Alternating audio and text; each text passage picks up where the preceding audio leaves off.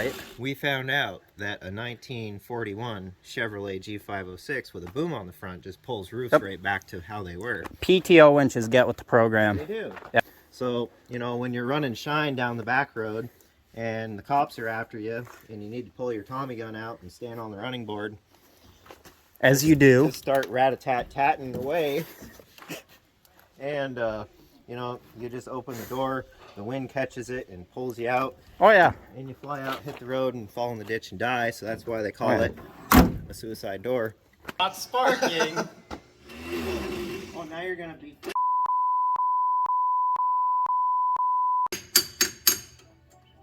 Worked fine yesterday, but no.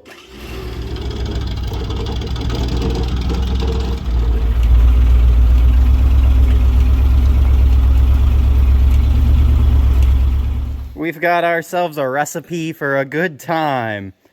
Backyard Alaskans in the neighborhood.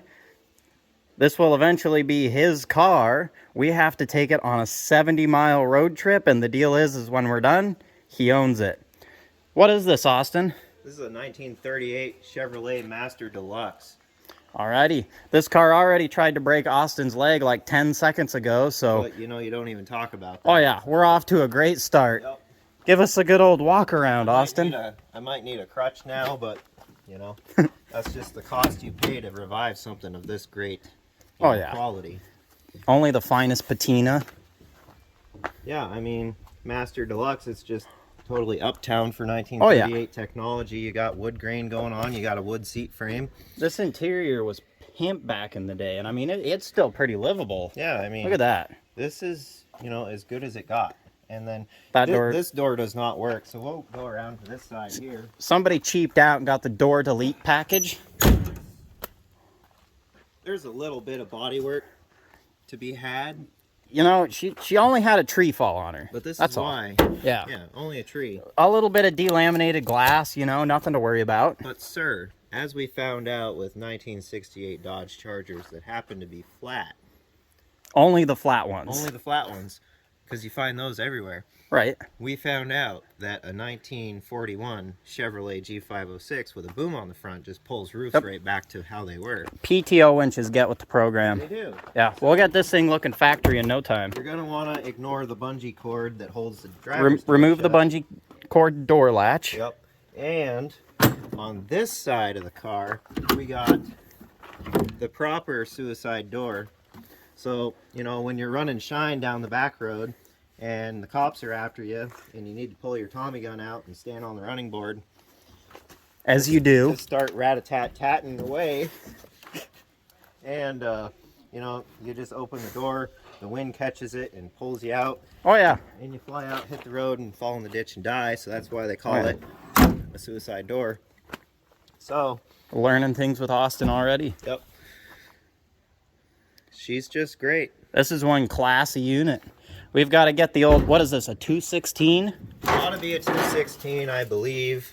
I'm not sure as far as 1938 goes, but it was the 216, and then it went to the 235. Early 235s were ran in the World War II trucks, and they were a non-full pressurized oil system like the later ones.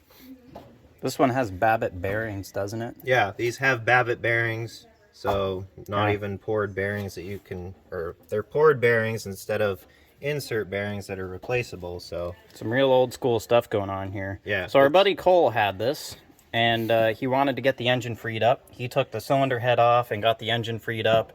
And Austin himself here and Cole tried to get this thing running already, and they had it barking off a little bit, and then they absolutely fried the starter. And Cole has since had, he's trying to clean up his yard a little bit, you know, get some stuff moved out of there. So he was looking to sell this and made a deal with Austin. So I guess follow along as we try to kill ourselves driving like 70 miles in this thing. I don't see any it's a 140 round trip, so. Yeah, I mean, we're racking up the miles. Oh, yeah. I don't see any problem. This thing's a prime daily driver, fresh off the showroom floor, like. Yeah. This shouldn't even be a video. This is too easy. Too easy. What? I think this has been sitting since the early 70s. Yeah. So what is that? 70? That's not 70. That's about 50 years. It's about 50 years. Yeah. Yeah. That's nothing. Yeah. Baby numbers. Good stuff. Alrighty. The work is started. Austin's over there pulling the starter out. That thing sounds absolutely horrendous, like it's not engaging in the flywheel and it's spinning just super slow. While he's over there, I'm working on pulling the floor out. We got to get this floor pan out because this transmission is like stuck. It's stuck in neutral, fortunately, but you know, we kind of need the gears to do the driving. So that's what I'm working on. Alrighty, well, it seemed like the starter wasn't fully engaging the flywheel and like the teeth there weren't partying. Austin, show us what our real issue is. She's a little weak. You want to throw those on this one and we can see what that one does? Throw that guy out of the way.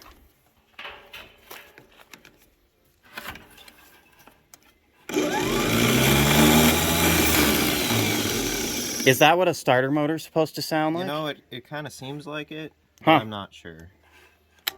I think we found the issue. We may have found the issue, yep. The starter magician is over there doing his work. I just got the transmission cover off here. Magically, I got all 4 of the little bolts out somehow. And now we got to figure out why this thing's stuck in gear. But first things first. Isn't that just the cutest little transmission right there? Look how small that thing is. Things were way more simple back in the day, I tell you what.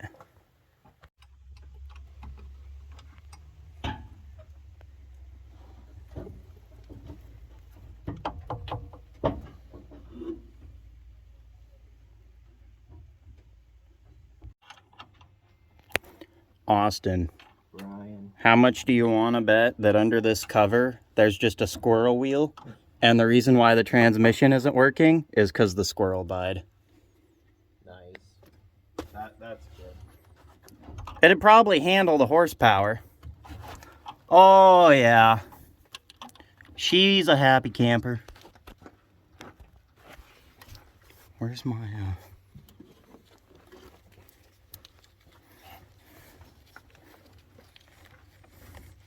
little bit of diesel and she'll be good as new. Oh yeah. The good news is there's like 2 gears in there, so I mean, I've seen worse, I think. Reckon I'll get the diesel and we'll top her off. Yep. All right, our stove bolt expert got the old starter in. She zings right over. And I got the old transmission rebuild in a diesel jug in the transmission, so we're getting there.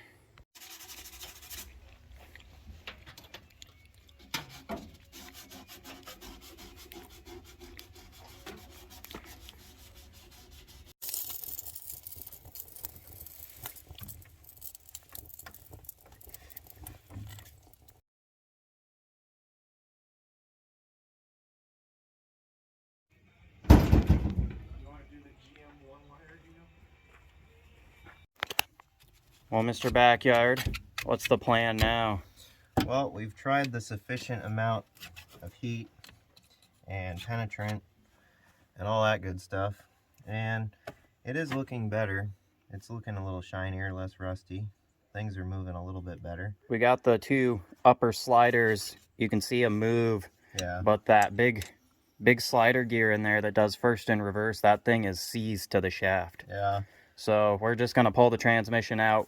We can put it in whatever angle we need it to really razz on those things and, you know, give them hell with the hammer. And so we're going to start pulling that thing. We got the rear end up so we could spin the output shaft and watch it spin in the transmission, which was nice. Up here, we've got our custom-made radiator hoses. There's nothing like random junk that you got at the dump serving you good. I picked up a bunch of radiator hoses at the dump and they're serving us now. They're the right sizes we needed.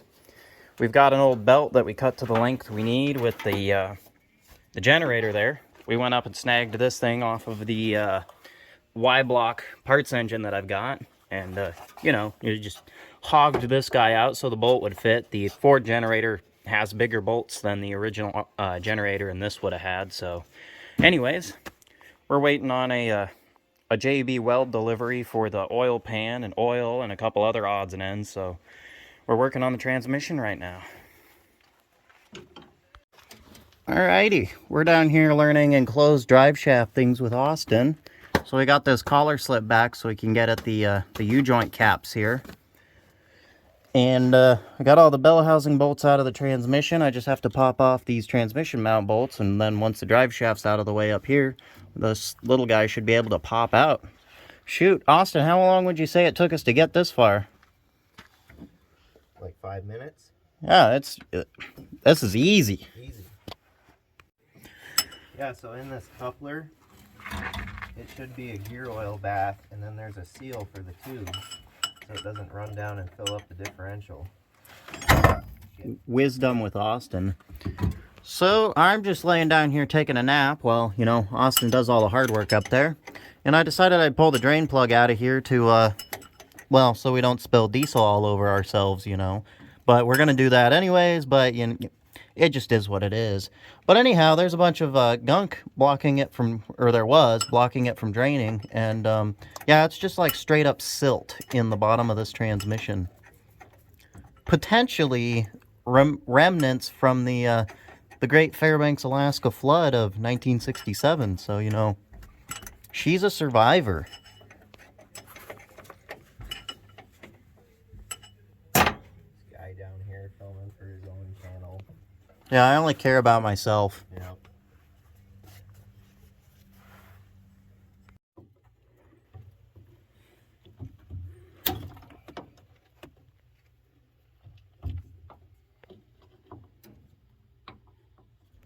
Are you gonna do like a skim layer and then put some fiberglass sheeting or something in between and do another? Nah, just a big thick layer. That's all she needs. Retain the fluids. Yep, shoulder's giving out. Alrighty. Well, I'm down here burning the midnight oil. We took a quick break and went out to a nice little concert, saw a couple cover bands, had a great time. And I'm back here. Mr. Backyard Alaskan is off doing other things. He had a prior engagement, but I figured I'd burn the midnight oil and hopefully get this little transmission put back together. I just got it all flushed out, so it's looking a lot nicer down in there. All of these gears so far they've cleaned up, which is absolutely outstanding because we're talking about an 80-year-old transmission that we can't get parts for. So all of this absolutely gross looking water came out of the bottom of that thing, and every drop of this muck is all I can say it is. It is pure just dirt that has come out of the bottom of that thing. I don't even want to know how it got in there, but I can tell you how it got out. So hopefully we'll get this thing back together in a couple hours, and I'll be ready to maybe actually start putting this back into the car, which would be a great head start. Because I think at the latest, we need to be leaving here at noon. So we're going to be a little strained, but hopefully we get her done. Well, we have a transmission here. It's all loosey-goosey, good to go. I can put it in the gears and, you know, spin the input here. It's in first gear right now. So, I mean, that's pretty mint. So, what I got to do now is I have to take the top cover back off so that we can squish this thing back into the car.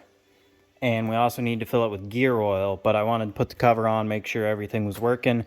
It went in all the gears. I'll tighten up the plugs. I'll put that plug in, and then this transmission's pretty much good to go. As I lay under here ready to try and slap the trans back in, I can't help but marvel at the absolute JB Weld masterpiece that Austin put together for this old girl. This oil pan will be good to go for another 80 years.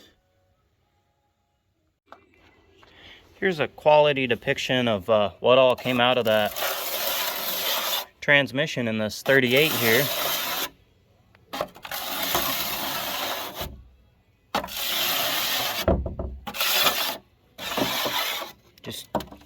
nice silt and mud. You know, quality lubricants, all the good stuff. Alrighty, all the further progress. Little transmission's back in. I got that thing all bolted in. I had it half bolted in last night. We finished it up just now. E-brake's back on. I got to put the tension spring back on that. We had an issue, I think I already mentioned it, with the little mono jet over there. The accelerator pump is seized. Fortunately, I had this gorgeous old glass bull Holley 1904 carburetor that came off a 50s Ford. So with the generator and the carburetor, Ford is really making this Chevy run. Cole just put oil in this thing, and he was just under there checking and making sure it's not all puking out. So a little more progress. We're about ready, I think, to see if this thing will fire off here. Alrighty, while Austin braves the terrors of town, trying to find a belt for this thing and a couple other odds and ends, I decided I'd check out the front end. Got the wheel popped off. This thing's pretty neat. It rocks ball bearings on the front end, and they're like pretty much brand new. And as you can see, the brakes are like new. I'm sure Austin, he'll just get this thing home. He'll put brake fluid in this thing and she'll stop like a brand new car. I believe Austin has a story about town to tell us. You don't want to hear it. This guy spent like all morning in town going to every parts store before he could finally find a belt. It was still too long, and now we're fed up, so she's a little bit stitched back together, but you know. Barrett Jackson quality. Oh yeah, this is OEM. I think Jay Leno will want to feature this. Yeah, no, this, shoot. Well, you know, while we're doing all that, we might as well drive it down to California, show it off to Jay Leno, you know, Right. And take it for a cruise around SoCal. Yep. With the handbrake and everything. Is uptown. You get the right seats in here. Are you telling me the tires aren't perfect? Oh, I'm saying the tires are perfect. Oh, That's why it's uptown. oh.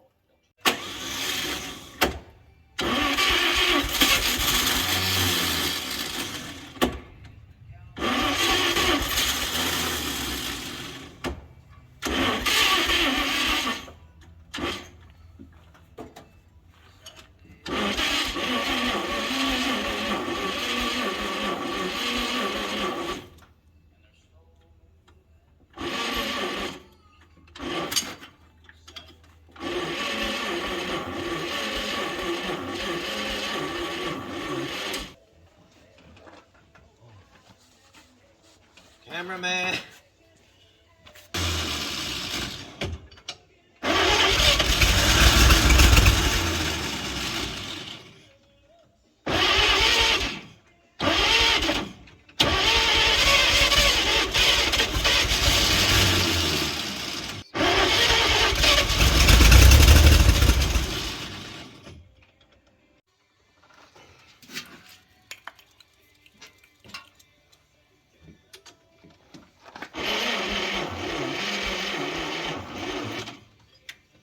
She's not kertoodling. If it doesn't kerchoodle, how's it gonna skedaddle? Good question. Junk. Junk. Sell it. Get rid of it. Scrap it. Put an LS Can in it. we put a Ford starter in it? Yep. Give her-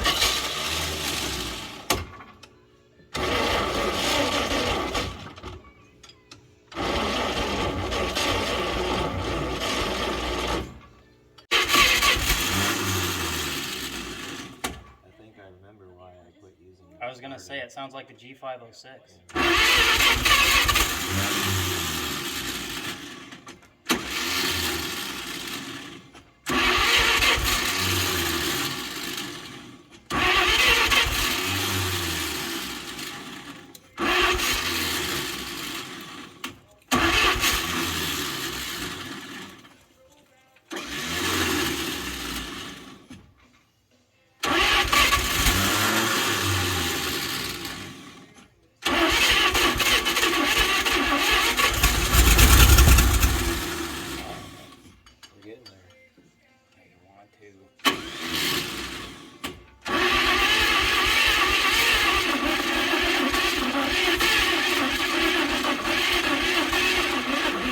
blow up.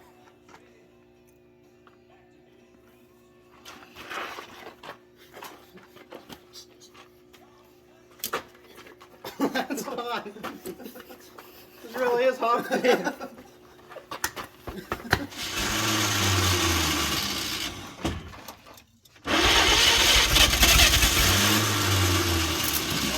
Those are sparks.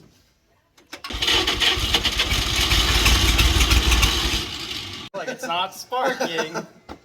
Well, every time I've ever hooked one up to a battery, it does. I should have brought my 950 cold cranking amp battery.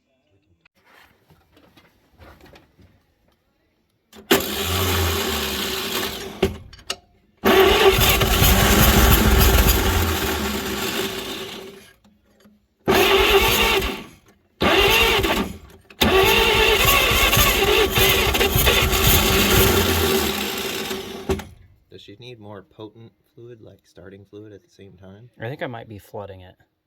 Oh.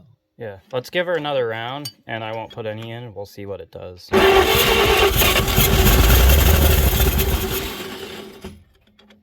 I think it was a little bit flooded.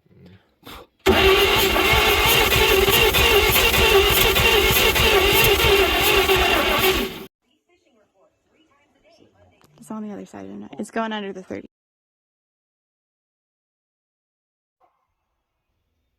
Well, that must be the face of somewhat defeat-ish. We planned to make our trip this weekend, but we might have to plan again. Mr. Busy Guy here has work in the morning, and so do I. It's getting pretty late, and what we're fighting here is some pretty low compression and quite a weak starter, unfortunately. So we had it, same thing that these guys had when they tried to get it. It was barking off, but it's just not so close, yet so far. So, I didn't want to do it, but, you know, dang old way she goes sometimes. This video is going to be a two-parter, hopefully here in a couple weeks. Right, Austin? Right. Hopefully here in a couple weeks we'll get back together with this thing and we'll get her headed down the road. We're headed in the right direction. We've only made it better so far, except for the parts that we made worse, but we just don't talk about those, you know. So anyhow, thanks for watching, guys. Until the next one.